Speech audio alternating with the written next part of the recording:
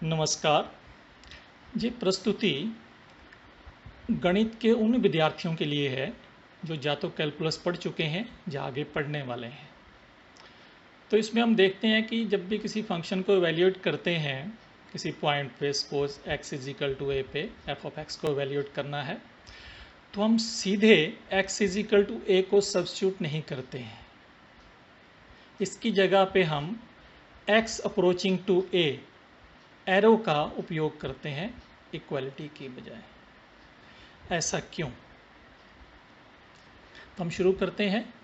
कहते हैं कि इंजीनियरिंग कभी परफेक्शन तक नहीं पहुंच सकती, क्योंकि जिस साइंस पे वो बेस्ड होती है वो कभी सत्य तक नहीं पहुंचता है।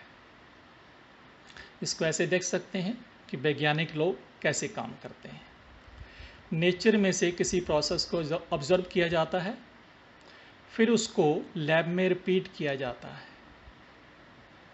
और सोसाइटी से ये उम्मीद की जाती है कि वो मान ले कि जो मॉडल हमने बनाया है यही रियलिटी है।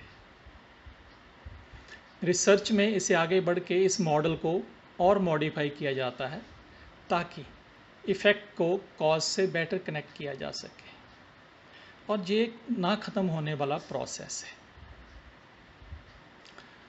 रिसर्च एंड डेवलपमेंट इसी से बनता है कि हम सत्य की अप्रॉक्सीमेशन करते हैं और इससे एक सीक्वेंस बनता है जिसमें हर अगली टर्म पिछले वाली से सत्य के ज़्यादा पास मानी जाती है, और एंड रिजल्ट ये होता है कि सोसाइटी सत्य तक कभी भी नहीं पहुंच पाती विज्ञान के द्वारा। गणित इसमें हेल्प करता है। वो इस सीक्वेंस को एक कन्वर्जेंट सीक्वेंस मान के इसके लिमिट पॉइंट तक जाता है, और इस सीक्वेंस का लिमिट पॉइंट ही सत्य को रिप्रेजेंट करता है। एक उदाहरण के तौर पे हम ले सकते हैं। हम किसी पर्सन से पूछते हैं कि इसका बॉडी वेट क्या है। वो कहता है सपोज 70 kg। तो हम कहेंगे कुछ ग्राम होंगे, कहेगा 70 kg 400 ग्राम्स।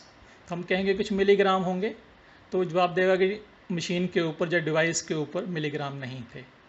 हर मेजरमेंट में यही होता है, कहीं जाके स्केल रुक जाती है। अगर स्केल ना रुके तो हम कह सकते हैं S1 स्केल से मेजरमेंट M1 आएगी, S2 स्केल से M2 एंड सो ऑन। सो आगे से आगे स्केल रिफाइन करते जाएंगे, मेजरमेंट जो है सत्य के ज़्यादा पास होती जाएगी, और ये M1 M2 M3 वाला जो सीक्वेंस बनता है इसका लिमिट पॉइंट ही एग्जैक्ट मेज़र को रिप्रेजेंट करता है। तो जैसे स्केल इम्प्रूव करते हैं हमारी मेजरमेंट इम्प्रूव होती है, और जो सीक्वेंस है इसका लिमिट पॉइंट ही एग्जैक्ट मेजर जो ट्रूथ को रिप्रेजेंट करता है। इसको जनरलाइज करें तो हम देखते हैं कि दुनिया की कोई भी मेजर जो है एग्जैक्ट नहीं होती है, सिर्फ अप्रॉक्सीमेशन होती है, और जिसको हम एग्जैक्ट मान रहे होते हैं उसकी लिमिट जो है वो एग्जैक्ट होती है। तो हम देखते हैं पॉइंट कैसे डिफाइन होता है। अगर सरफेस पे हो तो हम एरिया एलिमेंट लेके उसका एरिया ज़ीरो करते हैं। अगर बॉडी के अंदर है तो वॉल्यूम एलिमेंट लेके वॉल्यूम को ज़ीरो किया जाता है। इसी तरह स्ट्रेट लाइन, अगर कर्व को कर्वेचर ज़ीरो करें तो स्ट्रेट लाइन बनती है, सिलेंडर की थिकनेस ज़ीरो करें तो स्ट्रेट लाइन बनती है, रेक्टेंगल की विड्थ ज़ीरो करें तो स्ट्रेट लाइन बनेगी। इसी तरह प्लेन, सरफेस जिसका कर्वेचर ज़ीरो हो, पैरेललोग्राम जिस सामने की साइड बराबर हो और पैरेलल हो, रेक्टेंगल पैरेललोग्राम की लिमिट है, यहाँ पे सारे एंगल राइट एंगल होने चाहिए। स्क्वायर रेक्टेंगल की लिमिट है, यहाँ लेंथ ब्रेड्थ सेम होनी चाहिए। सर्कल एक पॉलीगन है इनफाइनाइट साइड का। सो हम देखते हैं, हम किसी गुण की बात कर लें नेचर में, हमें सत्य तक पहुँचने के लिए लिमिट की ज़रूरत पड़ती है। यही कैलकुलस में होता है। हमें आर्गुमेंट ए पे किसी फंक्शन को इवैल्यूएट करना है x के द्वारा। x वेरिएबल है, हम सीधा a को अप्रोच नहीं करेंगे, x इजिकल टू a कभी भी नहीं होगा। हम लिमिट के थ्रू जाएंगे x a की तरफ, तो हम देखेंगे कि हम ए की तरफ बढ़ रहे हैं एक्स के थ्रू, लेकिन एक्स इक्वल टू कभी नहीं होगा। तो हम फंक्शन के अंदर एवेल्यूएट करेंगे ए को, और ए को पता भी नहीं चलेगा, वो डिस्टर्ब नहीं होगा। इसको नेचर में देखें तो गणित क्या करता है, नेचर का जो सच्चाई है, जो कि साइंस का एम है, उसको एक्सप्लोर करता है और नेचर को डिस्टर्ब नहीं करता है। That means knowledge without experiment.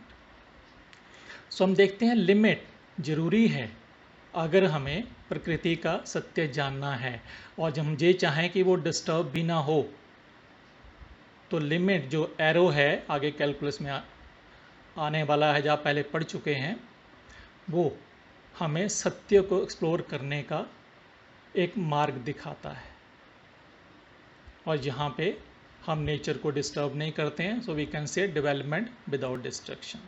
धन्यवाद आपके समय के लिए।